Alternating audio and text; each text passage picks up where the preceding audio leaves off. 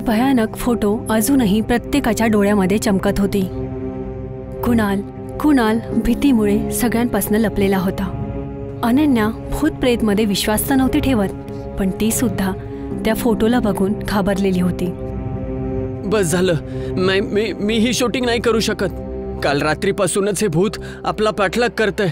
आज तर कॅमेऱ्यात सुद्धा कैद झालंय. कुणाल, हे सर्व ड्रामा बंद कर. भूत प्रेत असं काही नसतं. कदाचित ते जुनं फोटो किंवा त्या कॅमेऱ्यासमोर आलं असेल, तेच आम्ही बघितलं. तू असं वाटतंय त्याला नीट बघितलं नाहीये. तो एकदम खूपच वेगळा होता. सर, मला जाऊ द्या प्लीज. कुणाल, रिलॅक्स. हे सगळा फक्त एक भ्रम आहे.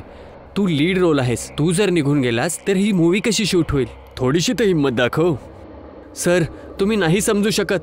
त्या फोटोने मी खूप घाबरलोय. प्लीज माझ्यावरती विश्वास ठेव. मला तुझी गरज आहे. आम्ही तुला काही नाही होऊ देणार. ही पिक्चर हिट होणार. आणि जर तू गेलास तर गेल्यानंतर तू पछतावशील. अरे, घाबरला तर कुणाल आहे, पण माझ्या चेहऱ्यावरती घाम का येतोय? मेकअप दादा.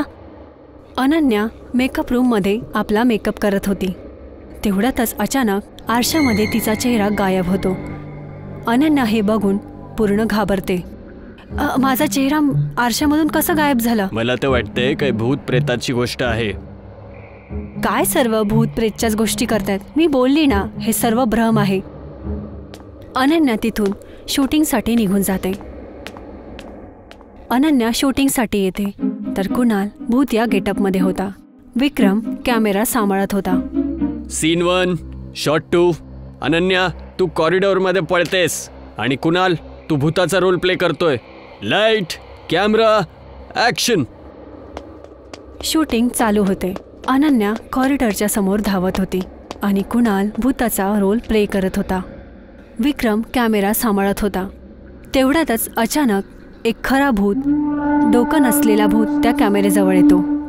त्याचं डोकं नव्हतं आणि हातामध्ये एक मोठी तलवार होती. रोहन, हे काय आहे? मी याला कधी कास्ट केलं?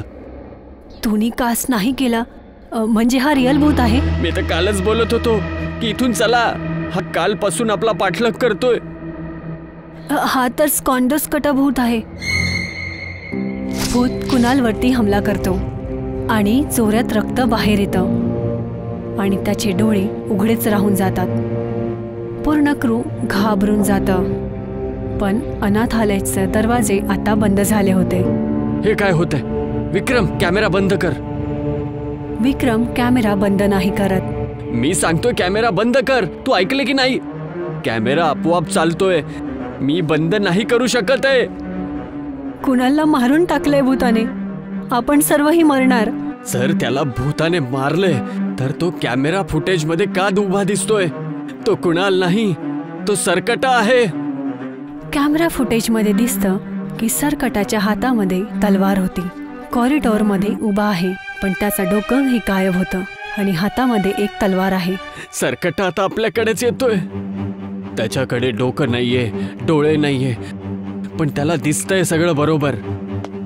रोहन, स्नेहा, विक्रम आणि अनन्या तिथून धावून जातात आणि एका जुन्या हॉलमध्ये जाऊन लपतात. तेवढ्यातच तो सरकटा त्यांच्या दरवाजासमोर येतो आणि तो आपल्या तलवारीने तो दरवाजा कापायला लागतो. सर्वजण घाबरून जातात. अनन्या, तू का घाबरत आहेस? तुला तर नेहमीच वाटायचं भूत प्रेत नसतात. मग हा कोण आहे? हा माझा एक भ्रम होता जो आता नाही राहिला आहे. सर्वजण बोलतच होते. तेवढ्यातच तो सरकटा दरवाजा तोडून आतमध्ये येतो आणि सर्व घाबरतात. आम्हाला माफ करा, आम्हाला सोडा. एकाच शर्तीवर सोडेल, जर तुम्ही माझं मला डोकं आणून दिलं.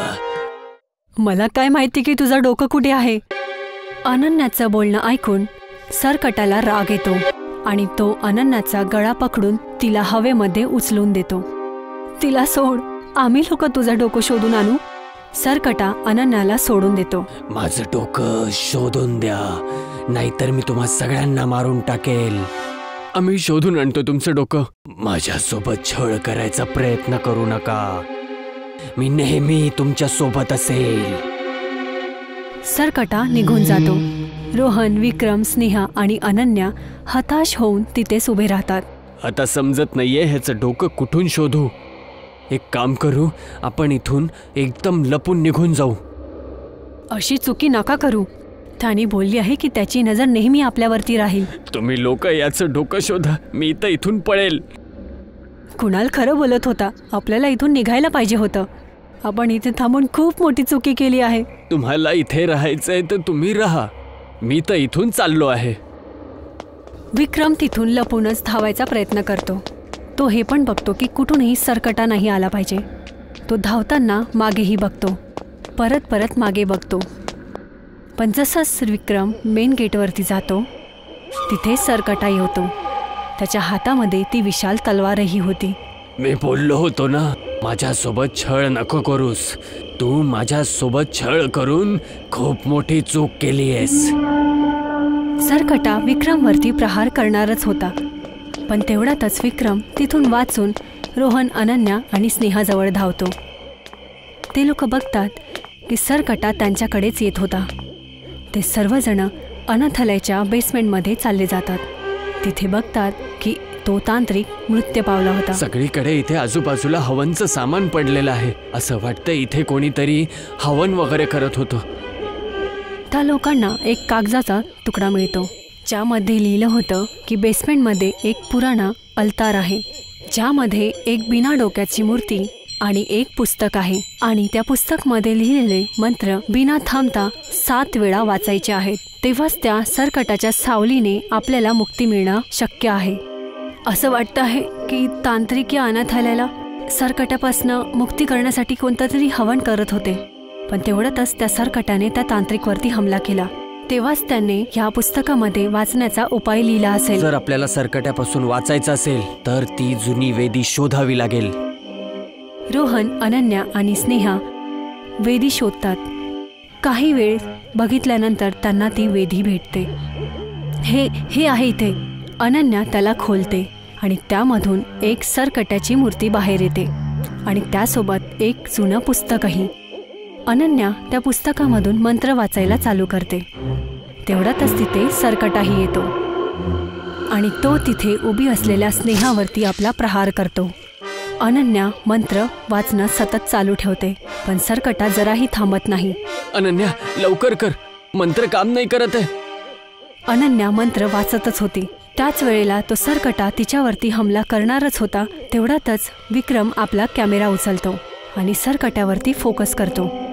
कॅमेऱ्याच्या स्क्रीनवरती एक वेगळीच रोशनी येते आणि सरकटा मागे हटतो.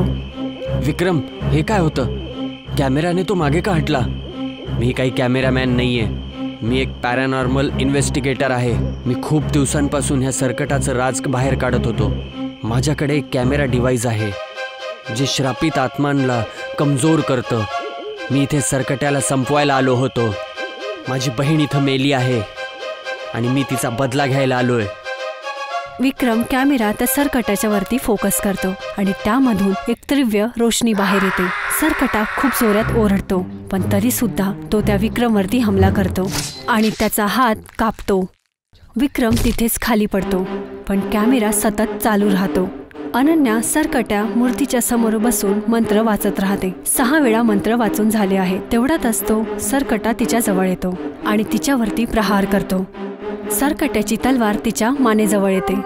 अनन्या जसं 7 पर्यंत तिचे मंत्र वाचते, सरकट्याचं रूप हळूहळू आता गायब व्हायला लागलं आणि बघताच तो गायब होऊन जातो. अनन्या आणि रोहन विक्रमला उचलतात.